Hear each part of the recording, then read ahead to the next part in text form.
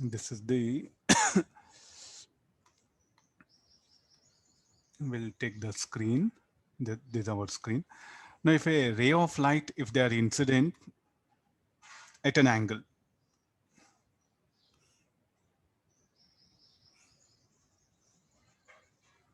I'll start with this.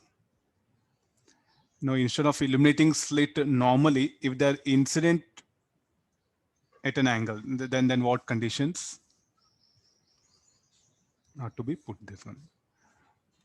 Okay, fine. So this is the, let me call this is alpha. So this is the slit, upper slit. This is associated, there's a monochromatic ray of light. Instead of illuminating the slit normally, the ray of light is incident at an angle alpha with respect to the axis, and the distance between the screen and the slit, let it be capital D. So this is our screen. Okay, we want expression for the nth order of maxima that is formed on the screen. There's a monochromatic light.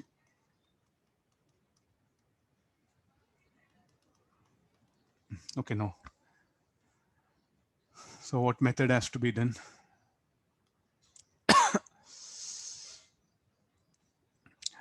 No, as usual, we'll take the two set of rays. Pin settings, let me adjust all.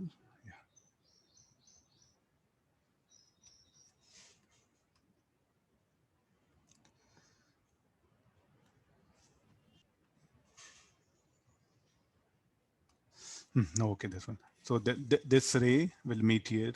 This ray will meet here. So then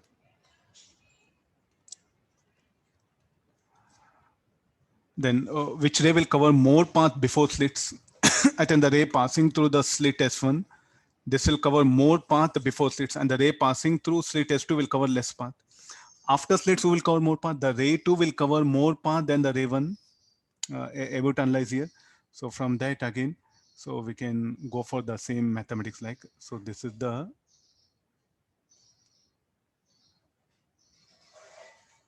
intentionally I'm not showing parallel. Some of you are showing that to be parallel. So these two lines, like a S1,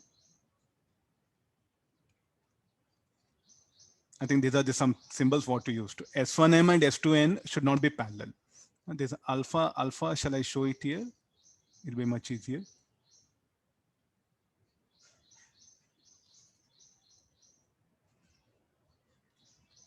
Okay, we'll keep it now. Okay, no. What is the path difference? How to calculate this particular thing? Now this is making an alpha. What is the mathematics we can bring it here? No. So if you want, you can draw one separate diagram and analyze. So this should be the alpha. No. If this is alpha, then how much this should be? This angle. This should be the 90 minus alpha. Then what is this angle? This should be alpha. What about the angle which is there inside? Here, let me take some theta. As usual, we'll take this one. I think there's no problem, everyone. So there's no problem with this angle S1M, S2. This triangle. This already we have discussed so many problems. This a new thing is what you are finding out.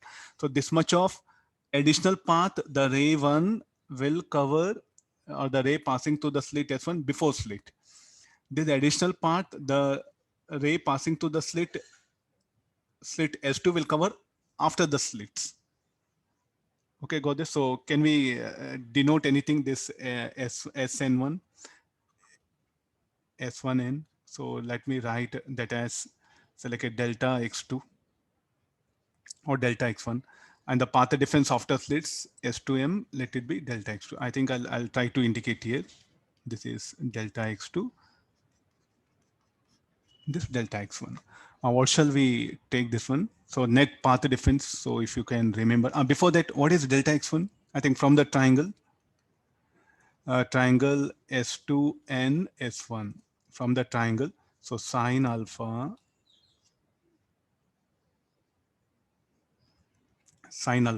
So this should be equal to, let me, sine alpha should be equal to delta X1 by d. So what is delta x1? Delta x1 equal to d sine alpha. Okay, after this. Delta x2, as usual, we know d sine theta 2. Okay, I'll write that also. Triangle S1 M S2. Sine theta equal to delta x2 by d, where delta x2 is equal to d sine theta. Okay, let's get into, so the net path difference, this should be equal to delta x2 minus delta x1. Why this negative sign? Why we have to subtract? Why not we had? Because the ray 1, I'll call this as ray 1. The ray 1 will cover, will cover more, will traverse more path than the ray 2 before slit. The ray 2 will traverse more path, or will cover more distance or path, anything, which one you feel convenient. The ray 2 will cover more path than ray 1 after the slits. That's why what I have to take the difference here. So this should be equal to, so what is value of delta x2 d sine theta is equal to d sine alpha. As d very much greater than the condition, will put it lambda. So therefore this d sine theta will become d tan theta.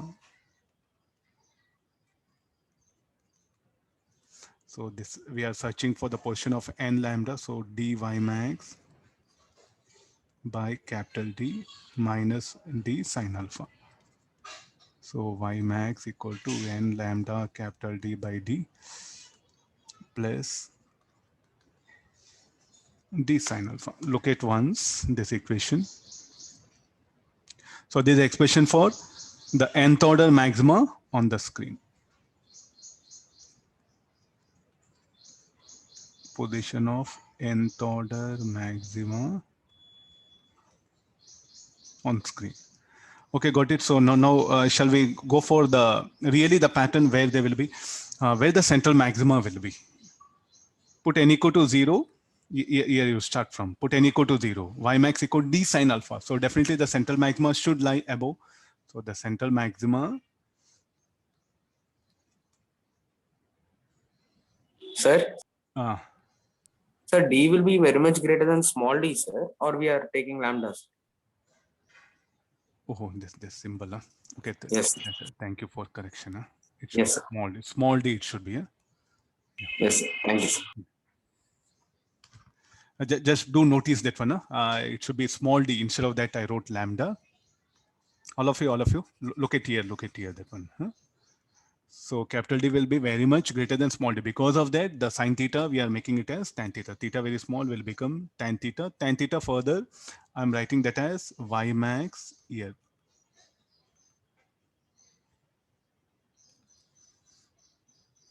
In this corner. So y max by capital D. So where is that theta, sir? From where you are bringing that? So if you want to go for some, okay, this is what that theta. Okay, nice. Everything is visible clearly as usual. Now, where the central maxima? Definitely, I can say the central maxima. I think we took some red color is what to differentiate between the central maxima and other maximas. There's a position of central maxima. What about the other maximas? The other maxima, first it will start here. There's a wrong convention. We are not supposed to show central maxima like red color, because usually it will be like a, what is the color of all the maximas? That should be the,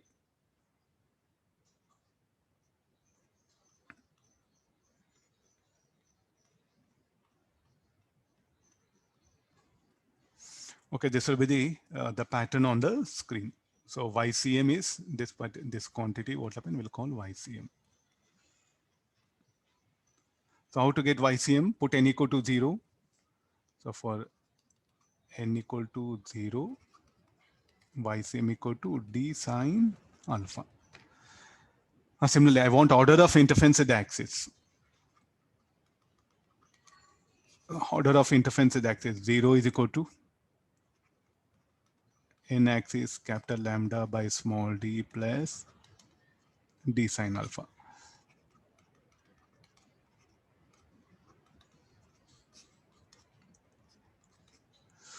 Oh, my fingers are paining. Huh? Um, again, Sir, sir, we wrote delta x net as d tan theta minus d sin alpha, na, sir. Why aren't we writing sin alpha as tan alpha, sir? hey, alpha is not small. Alpha is 30, 40 degrees. How Yes. Oh, why alpha will become tan alpha? okay, sir. Okay, sir. Thank you, sir. Alpha will not become tan alpha. Alpha will remain alpha only, 30 degrees, 40 degrees, 45 degrees. Huh? I think please all of you notice that these are some, I think, very important things. Look at this alpha. Alpha is not very small. Alpha will be of order 30, 40, 50, 60 degrees, anything. Any angle between 0 and 90. But not very small, like, okay, what is the order of interference of the axis? So definitely what it shows negative sign. So what that negative sign it shows is like the central maxima will lie above the axis. This is the axis.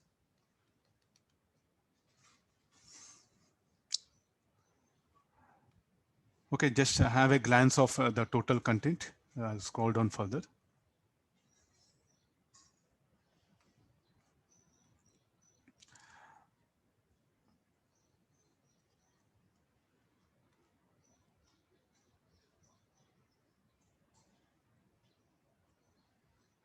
Alpha greater than 90 not possible. Huh? Don't think that. I think minimum common sense, if alpha greater than 90, how it is? Alpha greater than 90. Okay, it will come from this side. Next problem will go for it. I thought, okay, you mean to say light coming from here? No, if the light comes here, okay, we can manage. The next part of question, I'll take that one. Okay, now I want central maxima to come onto the axis. What shall I do? Central maxima should be there at the axis. What shall I do? Where shall I bring the slab at upper or lower slit? Definitely, I'll place the slab at lower slit so it will pull the pattern down. Okay, now we'll take the same setup, experimental setup. Now, what is our condition?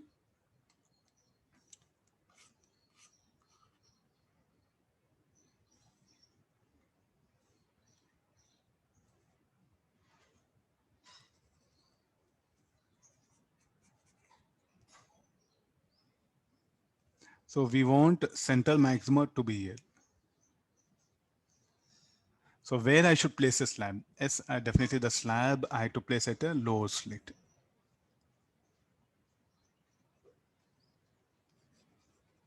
Let me adjust some. This is mu, thickness T. This is the slit S2.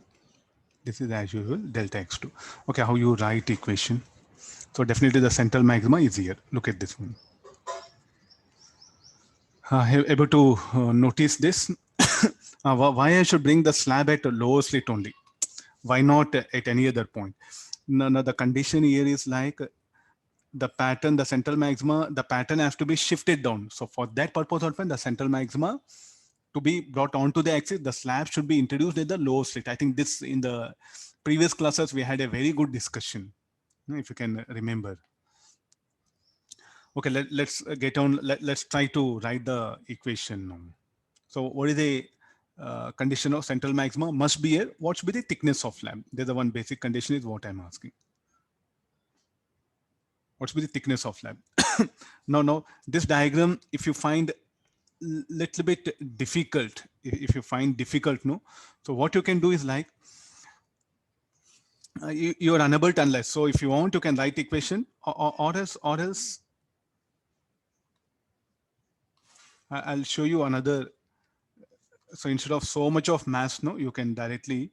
So what is the requirement? The central maxima should be there at the axis. So the curve.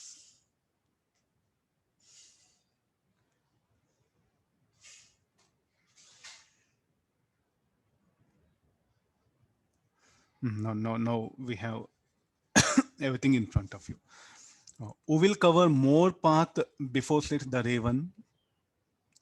Who will cover more path after slits? The ray 2. Means if you bring a slab in the direction of path of ray, then the path length of that ray will increase. I think this is the very Very, very, very, very important, the condition.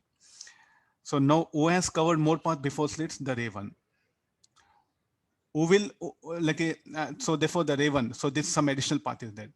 So if the ray 2 covers that much of additional path after slits, then definitely when they come here, the phase angle will be 0. So what is the path difference of the rays are having here will be 0. So then this will be the central maximum.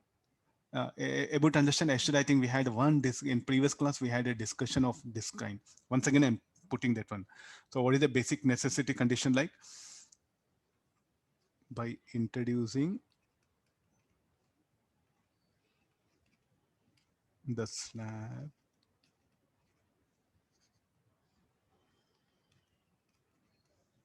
in the direction of path of ray, the path length of the ray increases. If it's simplest thing, if a slab is introduced in the direction of path of the ray, the path length of the ray will increase. So now whose path length I should increase?